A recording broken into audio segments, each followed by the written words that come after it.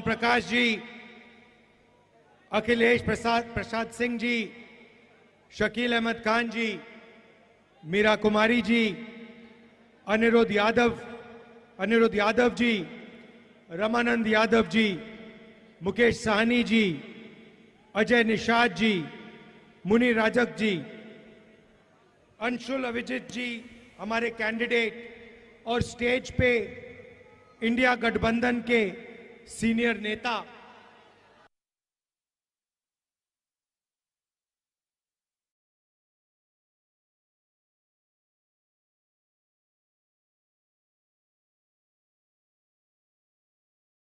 बहुत बहुत स्वागत। अभी तेजस्वी जी ने कहा कि नरेंद्र मोदी कह रहे हैं कि तेजस्वी को जेल में डालेंगे।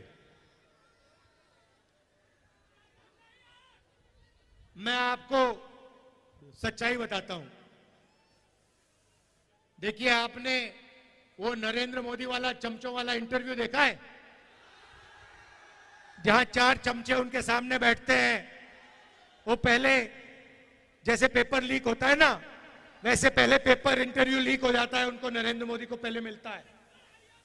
अब एक इंटरव्यू में चमचे ने उनसे पूछा, नरेंद्र मोदी जी, आप आम कैसे खाते हो?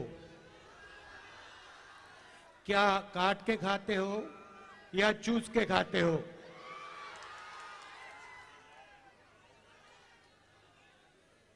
दूसरे ने पूछा, नरेंद्र मोदी जी, ये जो आप डिसीजन लेते हो, ये बड़े बड़े निर्णय लेते हो, ये आप कैसे लेते हो? तो नरेंद्र मोदी जी का जवाब आता है, पहले सोचते हैं थोड़ी देर, ऐसे सोचते हैं।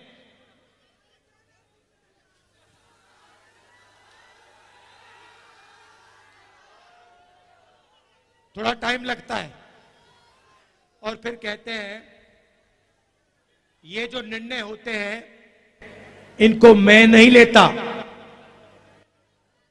ये परमात्मा लेता है। मुझे परमात्मा ने ऊपर से भेजा है, मैं बायोलॉजिकल नहीं हूं, मैं परमात्मा का मैसेंजर हूं, उनका काम करने आया हूं। ये उन्होंने पता है क्यों कहानी निकाली है, ये परमात्मा वाली? क्योंकि चुनाव के बाद जब वही ईडी के लोग नरेंद्र मोदी से अदानी जी के बारे में पूछेंगे तो नरेंद्र मोदी कहेंगे, मैं नहीं जानता, परमात्मा ने कहा था। मोदी जी, आप लंबे लंबे भाषण देना बंद कीजिए। आप देश को बांटने की कोशिश नहीं कीजिए। आप सबसे पहले देश के युवाओं को यह बताइए, बिहार के युवाओं को यह बताइए कि आपने हिंदुस्तान के युवाओं को कितना रोजगार दिया, कितनी नौकरियां दी। आपने 2 करोड़ युवाओं को रोजगार देने की बात की थी, आपने एक युवा को नौकरी नहीं दी। यहां हाथ उठा के दिखाओ भैया, बेरोजगार, ये बेरोजगार हाथ उठा के दिखाओ। ये है नरेंद्र मोदी का नतीजा, इनकी पॉलिसी का नतीजा कि हिंदुस्तान में युवाओं को रोजगार नहीं मिल सकता। ये पहले आपके अलग अलग रास्ते थे। सेना में आप जा सकते थे, पब्लिक सेक्टर में जा सकते थे, प्राइवेट सेक्टर में आपको रोजगार मिल सकता था। नरेंद्र मोदी ने नोटबंदी, जीएसटी लागू करके रोजगार के रास्ते बंद किए और सेना में अग्निवीर लागू करके जवानों को मजदूर बना दिया। तो मैं आपसे सबसे पहले यह कहना चाहता हूं, नरेंद्र मोदी कुछ भी कहें, 4 जून के बाद इंडिया की सरकार आने वाली है। अग्निवीर योजना को फाड़ के हम कूड़ेदान में फेंकने जा रहे हैं। यह नरेंद्र मोदी की योजना है। आर्मी इस योजना को नहीं चाहती है, यह ऊपर से थोपी गई है और हमारा पहला काम अग्निवीर योजना को फाड़ कर कूड़ेदान में फेंकने का होगा। हम 2 तरीके के शहीद नहीं चाहते हैं। अग्निवीर योजना एक जवान को शहीद का दर्जा नहीं देगी और जो नॉर्मल तरीके से जवान बनेगा, जो अफसर होगा, उसे शहीद का दर्जा मिलेगा। अग्निवीर को पेंशन नहीं मिलेगी, दूसरे जवान को पेंशन मिलेगी। अग्निवीर को कैंटीन नहीं मिलेगी, दूसरे जवान को कैंटीन मिलेगी। ये अन्याय हम नहीं चाहते हैं, इसलिए अग्निवीर योजना को हम रद्द करने जा रहे हैं, खत्म करने जा रहे हैं। और जैसे पहले होता था वैसे ही हम एक बार फिर बिहार के युवाओं के लिए, बाकी प्रदेशों के युवाओं के लिए सेना में परमानेंट पेंशन वाली योजना चलाएंगे। जैसे पहले होता था वैसे ही होगा। अब भाई और बहनों, ये जो चुनाव है, ये संविधान का चुनाव है। ये पहला चुनाव है जहां बीजेपी के नेताओं ने कहा है कि हम इस संविधान को फाड़ के फेंक देंगे। भाई और बहनों, ये जो संविधान है, ये आपकी आवाज है और इसको बाबा साहब अंबेडकर जी ने, गांधी जी ने, नेहरू जी ने देश की जनता के साथ मिलकर बनाया है। और मैं नरेंद्र मोदी और उनके चमचों को कहना चाहता हूं कि दुनिया में कोई शक्ति इस संविधान को छू तक नहीं सकती है।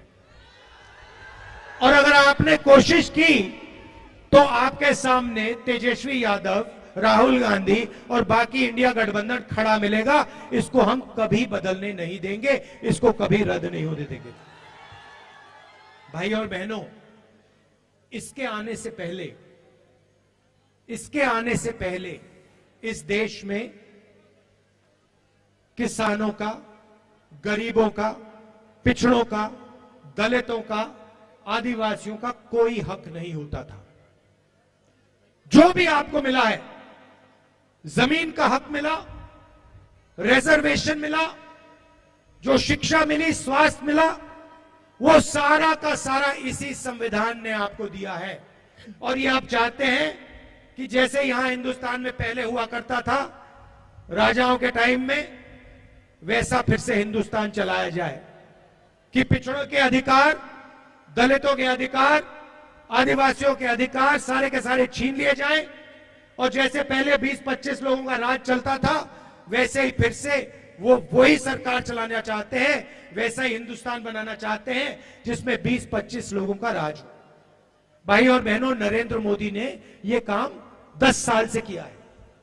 पहले राजा महाराजा होते थे, उनको कांग्रेस पार्टी ने निकाला, संविधान ने निकाला। अब नरेंद्र मोदी जी ने 22-25 नए राजा बना दिए हैं, राजा महाराजा बना दिए।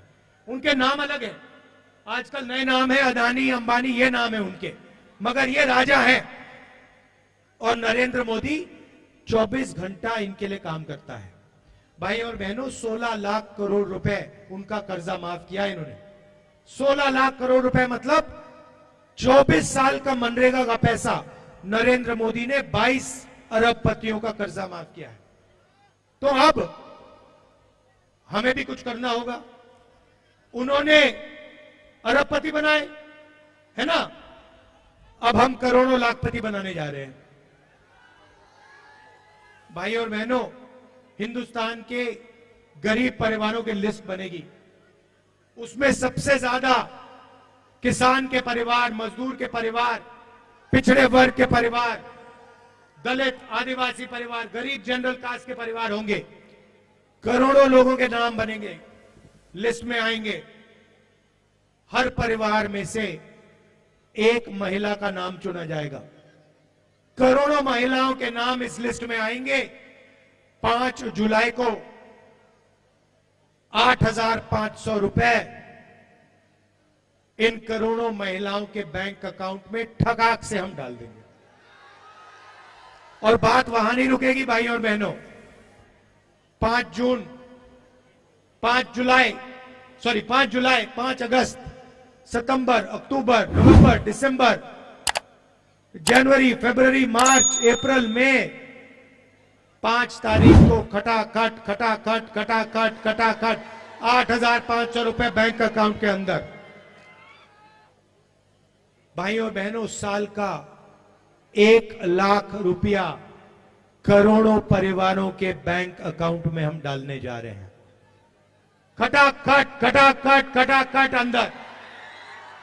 ये मीडिया वाले कहेंगे गरीबों की आदत बिगाड़ रहे हैं, और हम इनको जवाब देंगे, जब आप करोड़ों लाखों करोड़ों रुपए अरबपतियों का कर्जा माफ करते हो तो उसे आप आदत बिगाड़ना क्यों नहीं कहते हो?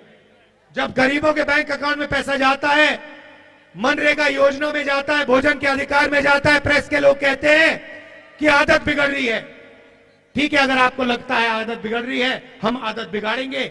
1 लाख रुपए की आदत हम बिगाड़ के दिखाएंगे। तो 1 लाख रुपए हर गरीब महिला के बैंक अकाउंट में जाएगा। किसानों को कानूनी मिनिमम सपोर्ट प्राइस मिलेगी, कम से कम दाम अनाज के लिए, धान के लिए, शुगर केन के लिए, आलू के लिए हिंदुस्तान के सारे किसानों को मिलेगा। आज मजदूरों को मनरेगा में 250 रुपए मिलता है।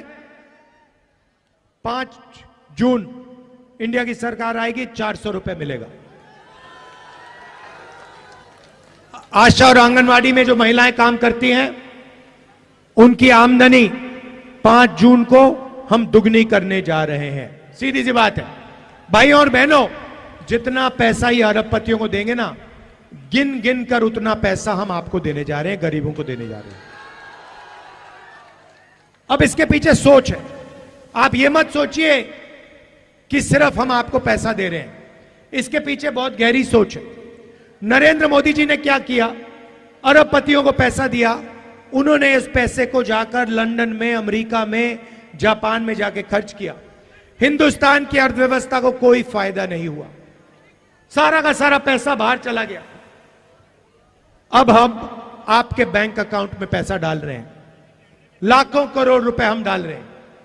यह पैसा आप बिहार में खर्च करोगे, गांव में खर्च करोगे, छोटे छोटे शहरों में खर्च करोगे, shirt, pant, motorcycle, mobile phone, ये चीजें खरीदोगे।